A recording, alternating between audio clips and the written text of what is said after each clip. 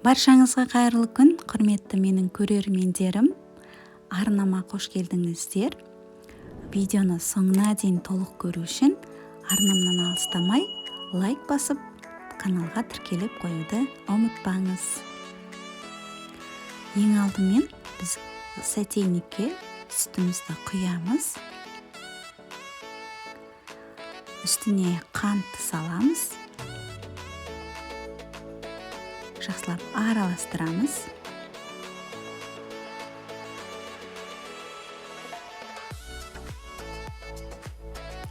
Енді араластырып болғаннан кейін отқа қоямыз.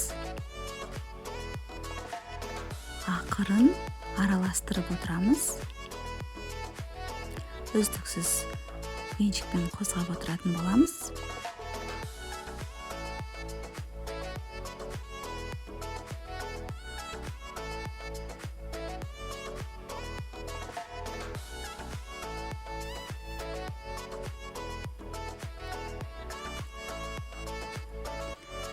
Енді осылай мінекей шеттері енді қайнап бастап жатқан кезде оттан алатын боламыз. Толықтай қайнатпаймыз.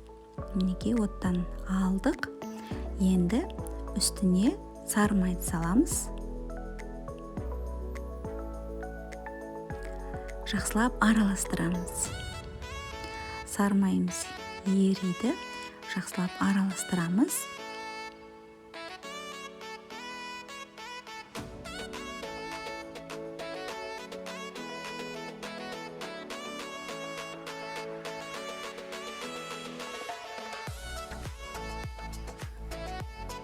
Араластырып болдық мінекей.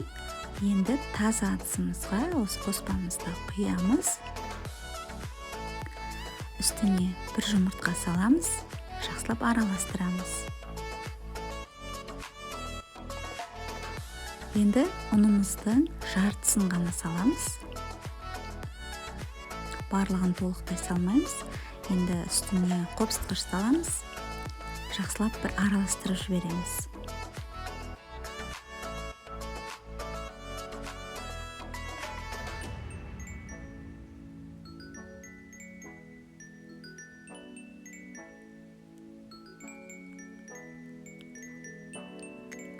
Енді ұнымыздың қалған бөлігін саламыз.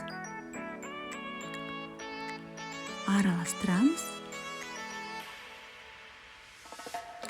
Достар, қажетті ингредиенттерді төменге өлшемдермен төменге жазып қалдыратын боламын. Енді әрі қарай қолымызбен жақсылап қамыр илейміз.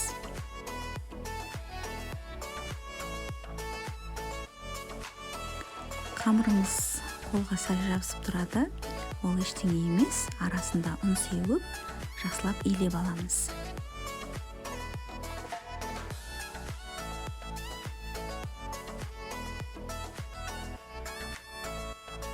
Мінекей қамырымызды дайындап алдық. Біз осындай әдемі қамыр шықты. Енді бірден қамырымызды жаятын боламыз. Мінекей дәл видеодағыдай осылай оқтаудың көмегімен өте қалың емес, жұқа емес, орташа қалыңдықта жаятын боламыз. Қатты илеп жібермейміз. Мінекей. Енді арнайы осындай дөңгелек пішінді алып, дәл осы видеодағыдай жасап шығамыз.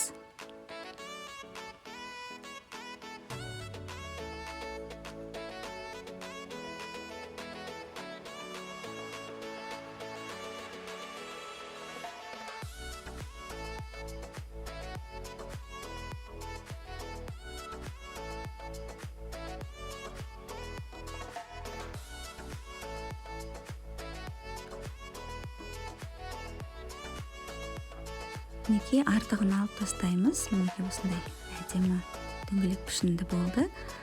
Енді артық қамырларын алып тастаймыз. Оны одан және жайып, тағы да жасайтын боламыз. Барлығын формамызға пергамент қағазын төсеп, осы қамырларымызды орналастырамыз.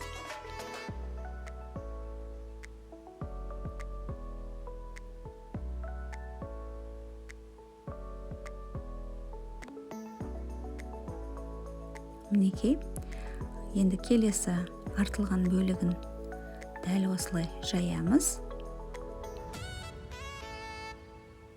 Артық қамырды тастамаймыз, оны да қолданып жібереміз. Мінекей, 1-2 үстінен басып кесіп аламыз.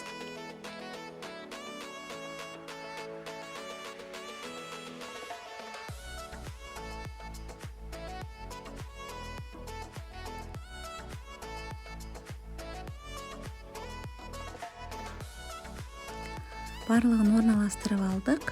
Енді бетіне жұмыртқаның тек сары уызын ғана жағып шығамыз.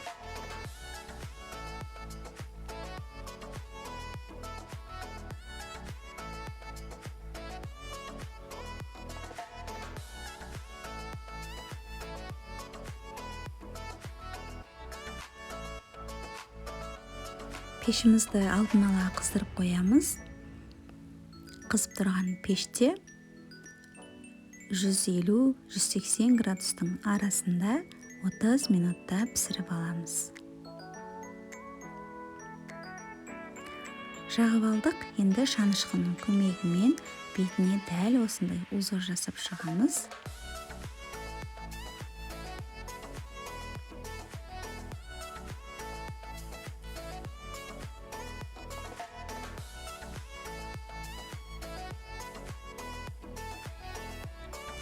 Қызып тұрған пешке жібереміз. Мінекей достар, біздің коржықтарымыз дайын болды.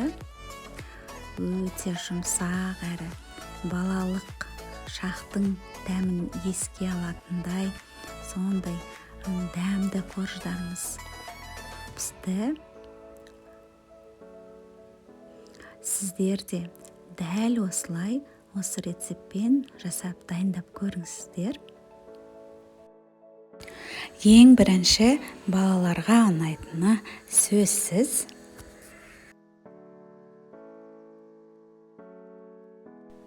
Іші де толықтай піседі мінекей. Дәмі де өте керемет. Видеоны соңына дейін қарағандарыңыз үшін көп рахмет. Арнаға тіркеліп қоюды ұмытпаңыз.